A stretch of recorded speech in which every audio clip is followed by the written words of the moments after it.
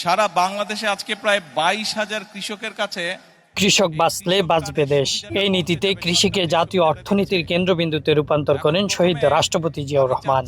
কৃষিখাতের ভিত্তি মজবুত করতে নীতিমালা প্রণয়ন ও নানামুখী উদ্যোগ গ্রহণ করেন বেগম খালেদা জিয়াও।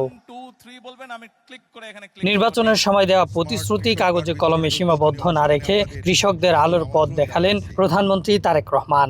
কৃষকের বন্ধু মাওলানা ভাসানীর জন্মভিটা টাঙ্গাইল থেকে কৃষক কার্ড উদ্বোধন করে বাবা মায়ের অসমাপ্ত গল্পের পরবর্তী অধ্যায় সূচনা করলেন তিনি।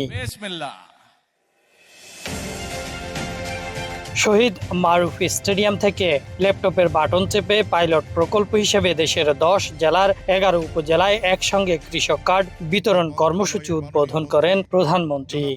প্রথমে মোহাম্মদ আবু কায়সার, পরে 15 জন কৃষক কৃষানীর হাতে কৃষক কার্ডের প্রতীকী ও গাছের চারা তুলে দেন তারেক রহমান। বক্তব্যে প্রধানমন্ত্রী বলেন, প্রাথমিক পর্যায়ে 22,065 জন কৃষকের হাতে এই কার্ড তুলে দেয়া হবে। জানান এই কার্ডের সুফল ও প্রয়োজনীয়তা।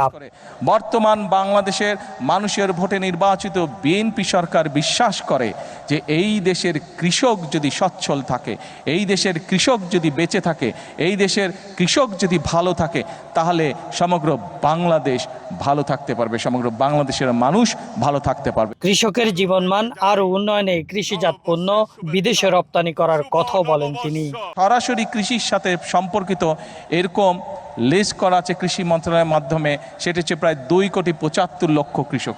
এই 2,75,00,000 কৃষকের কাছে পর্যায়ক্রমিকভাবে আগামী 5 বছরের মধ্যে পর্যায়ক্রমিকভাবে আমরা কৃষি কার্ড তাদের কাছে পৌঁছে দিব। দেশকে কাঙ্ক্ষিত লক্ষ্যে নিয়ে যেতে সবার সহযোগিতা চেয়ে দেশ গড়ার স্লোগানের মাধ্যমে বক্তব্য শেষ করেন তারেক রহমান। Ahsan Habib, Green News, Tangail. রাখাল রাজা স্বাধীনতার